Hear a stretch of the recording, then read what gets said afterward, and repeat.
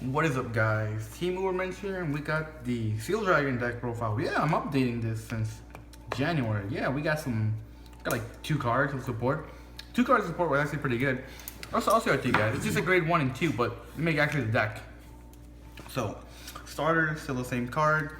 Seal Dragon Terry Claws. Skill is Counterblast 1. Put him into your soul. An active ability. Gotta Counterblast the Seal Dragon in its name in your damage zone, which have your deck Seal Dragons. And his skill is basically this. Retire one of your opponent's units, and they can check their top 4, and they may call a grade 2. So they don't have to. You can just keep the unit retired, which you don't care. If they call a grade 2, perfect. Makes your skills not go active. Grade 3s.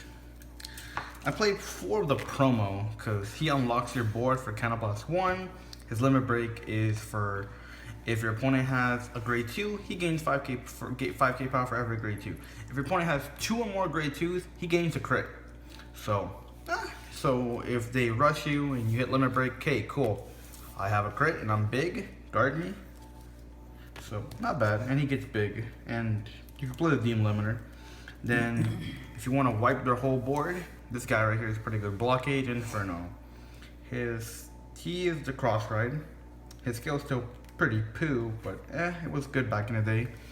It's Counterblast 2 Seal Dragons. Retire all of your opponent's grade 2s, and he gains 10k power. That's basically it. He's meh. Now, for your grade 2s, that's gonna be this is where the deck lives. We have play with this guy, Corduroy. It's the same thing as your starter. Counterblast a Seal Dragon. You retire one of your opponent's units. They reveal the top 4 and they may call a unit. That's basically a skill, so he's your guy that you call when you want to get him, you want to mess with their board. This is the card that made the deck. This is the new card. Thank God he came out. His skill is Soul Blast 1 Seal Dragon from your soul. Your opponent may call a grade 2 from his hand. If he does not, you draw a card. So it's not bad. You can get your skill active or just draw cards. So it's not bad. That actually helps the deck. The deck has no draw power. Then the guy from Fighters, Counterblast 1, Soul Blast 1. When your opponent cannot intercept, and he gains 2k power for every grade 2 your opponent has on board. So he's really good on that aspect. And for grade 1s, 4 Seal Dragon Perfect Guard. They're the Flame Dragons. These things are expensive just because they're Flame Dragons. But it's still good. Perfect Guard. OG. Keeper skills. 4 of this guy. This guy's actually the deck. Alright, so his skill is this. Whenever your opponent calls a grade 2, countercharge 1, basically unflip 1 damage. And select a unit, and it gains 2k power for every grade 2 your opponent has on board.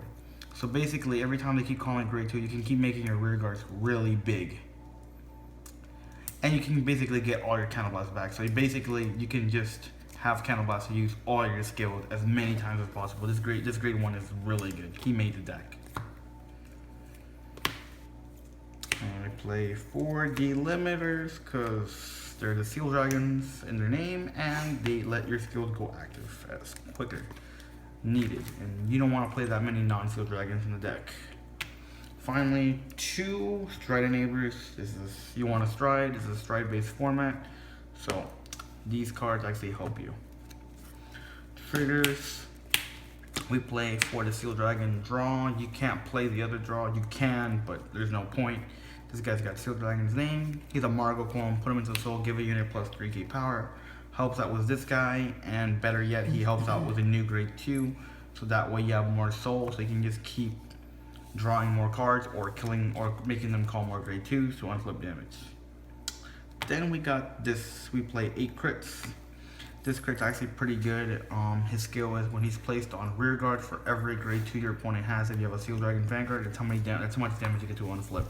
So if you have like 3 grade 2s, you can basically unflip 3 damage for calling 1 card. Pretty good.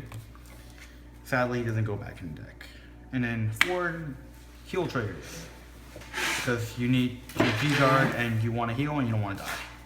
So that's basically the deck, but now for the G-Zone, which is basically what makes the deck good. The best card in Cogro is 3 Denial Griffins, or what I like to call them, Johnny Bravo.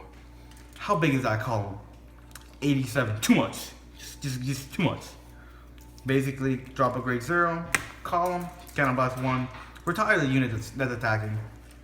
Especially against like clans like Neo Nectar, Silent Tom, just kill it. I don't want to deal with the number. I don't want to just die to it. One of the guys from Fighters Collection, if your opponent has 4 or less rear guards, you gain 5k guard. So not bad. One Dismal, because you don't want them to attack key units, or let the end, or